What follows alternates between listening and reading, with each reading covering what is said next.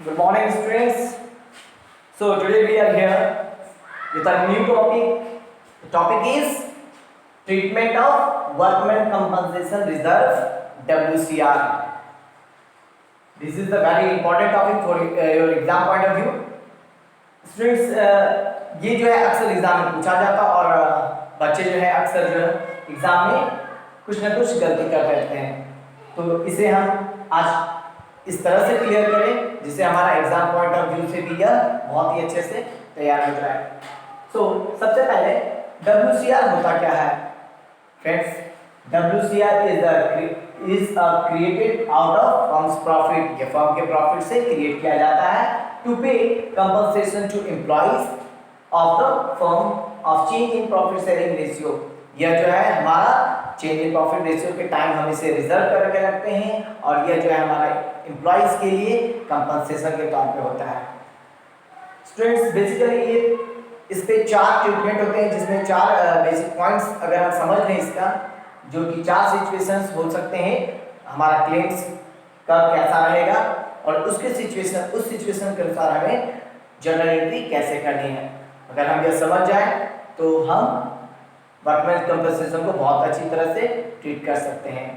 सो let start. Workman compensation reserve का सबसे पहला सिचुएशन होता है if there is no claim against WCR। अगर हमारा WCR के अगेंस्ट में, हमारा WCR वर्कमैन कंपनसेशन रिजर्व के अगेंस्ट में कोई क्लेम नहीं रहता है। क्लेम का अर्थ क्या होता है, क्लेम को हम कैसे समझेंगे?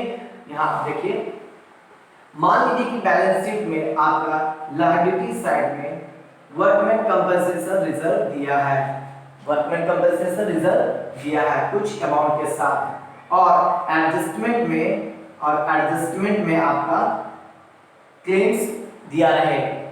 सिचुएशंस जो है वो आपको एडजस्टमेंट में भी दिया जा सकता है, एडजस्टमेंट में दिया रहेगा, तो फिर हम इसका क्या करेंगे? तो इस तरह से आपको क्वेश्चंस वर्कमैन कंपनसेशन रिजर्व जो है लायबिलिटी साइड में क्वेश्चंस में दिए रहेंगे और इसको हम पॉइंट वाइज एक एक करके हम इस सारे सिचुएशन को समझते हैं। ओके, सबसे पहले अगर कोई क्लेम्स नहीं रहता है, अगर हमारा वर्कमैन कंपनसेशन के अगेंस्ट में कोई क्लेम नहीं रहता है, तो जो भी पैसा हमारा वर्कमैन कंपनसेशन रिजर्व रहेगा, जो भी अमाउंट हमारा वर्कमैन कंपनसेशन रिजर्व में रहेगा बैलेंस शीट के लायबिलिटी साइड में, हम उसे क्या करेंगे, पूरा का पूरा जो है ओल्ड पार्टनर्स अपने ओल्ड रेशियो में डिवाइड कर देगा, जिसकी एंट्री क्या होगी, नंबर 1 सिचुएशन की एंट्री क्या होगी? तो एंट्री होगी workman compensation reserve account debited to partners capital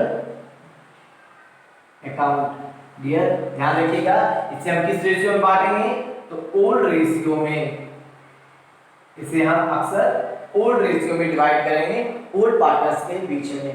okay, अगर हमारा कोई क्लेम नहीं रहता है तो पूरा का पूरा रिजर्व का अमाउंट जो है ओल्ड पार्टनर्स जो है अपने कैपिटल में से बांट लेगा। ओके, तो हमारा पहला point, if there is no claim against WCR, it's very simple, इसका सिंपल एंट्री होगा, कोई क्लेम नहीं रहेगा, पार्टनर्स आपस में उसे क्या करेंगे, ओल्ड रेशियो में बांट लेंगे, ओल्ड पार्टनर्स। नंबर 2, दूसरा कहता है if the claim for workman compensation is lower than amount of WCR। कहता है कि अगर हमारा क्लेम जो है वो वर्कमैन कंपनसेशन रिजर्व से, मान लीजिए कि वर्कमैन कंपनसेशन रिजर्व हमारा 10,000 का है और जो क्लेम्स आए हैं and claims against WCR is lower, means मान लीजिए कि हमारा ये 6,000 का वर्कमैन क्लेम्स आया है अगेंस्ट द वर्कमैन कंपनसेशन, तो इस सिचुएशंस में हम क्या करेंगे, हम पूरा का पूरा, आप देख रहे हैं कि हमारा क्लेम जो है रिजर्व से छोटा है, तो आसानी से हम इस क्लेम को बियर कर सकते हैं through the workman compensation reserve. तो इसकी एंट्री क्या होगी, चलिए देखते हैं। फ्रेंड्स इसकी एंट्री होगी WCR account debited to provision for workman compensation, यहाँ पे क्लेम्स होगा, okay, and to partners capital account. ध्यान देंगे आप,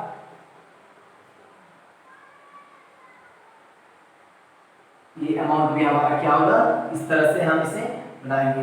कहने का मतलब कि अगर मेरा क्लेम, तो क्लेम अगर मान लो कि हमारा छोटा होता है रिजर्व से, तो जितना भी रिजर्व रहेगा मेरा, जितना भी हमारा रिजर्व रहेगा, मान लो कि हमने यहाँ पे रिजर्व कितना लिया था, हमने रिजर्व लिया था 6000, ठीक है, और हमारा वर्कमैन कंपनसेशन कितना है, तो 10,000 का हमारा वर्कमैन कंपनसेशन है। तो बाकी अमाउंट को हम क्या करेंगे, तो बाकी अमाउंट जो रेस्ट अमाउंट हमारा बचा रहेगा, आप 6000 बियर करिए, 10,000 में से अगर 6000 हम क्लेम्स में डाल देते हैं, तो बाकी हमारे बचे 4000 को यही ओल्ड पार्टनर्स जो है आप अपने profit sharing ratio, old profit sharing ratio में क्या करेंगे, डिस्ट्रीब्यूट कर लेंगे, ओके। नंबर 3, तीसरा सिचुएशन कहता है if the claim is equal to workman compensation reserve. ये और आसान है, वर्कमैन कंपनसेशन के अगेंस्ट में अगर हमारा क्लेम जो है उतना ही नहीं है, कहने का मतलब अगर हमने वर्कमैन कंपनसेशन रिजर्व के तौर पे 10,000 का अमाउंट रखा है और हमारा क्लेम भी 10,000 का ही होता है, तो इसकी एंट्री क्या होगी, तो वेरी सिंपल स्टूडेंट्स, हम जितना का क्लेम है उतना ही का मेरा जितना का रिजर्व है उतना ही का क्लेम आया है, तो हम सीधे इसे workman compensation reserve account debit to provision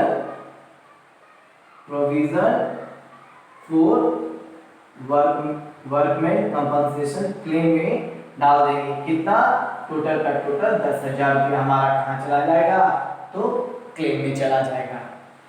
now next situation क्या होगा, ये बहुत ही इजी था क्योंकि हमारा 10,000 का रिजर्व था और 10,000 का ही हमारा क्या हुआ, क्लेम होता है।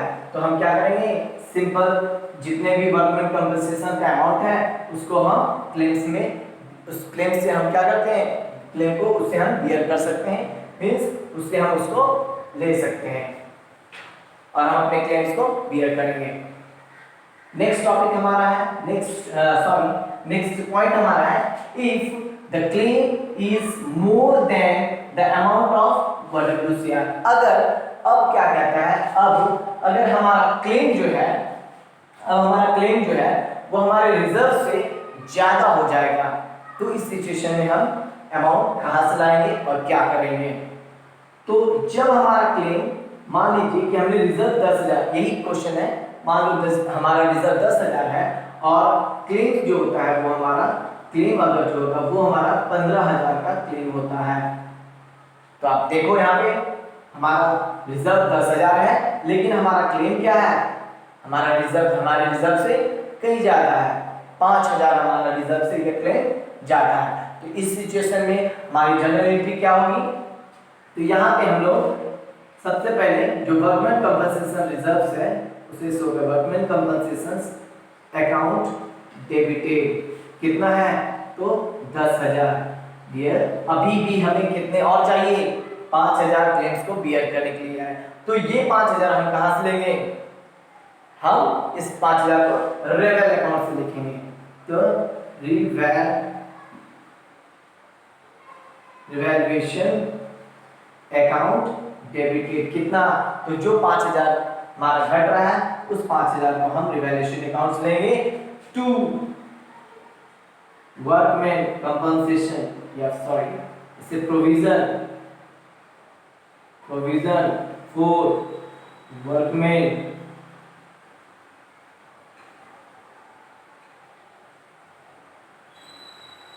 कंपनसेशन क्लेम, कंपनसेशन क्लेम से अकाउंट डेबिटेड करें, सॉरी अकाउंट डेबिट अकाउंट करेंगे और ये हमारा क्लियर हो जाएगा।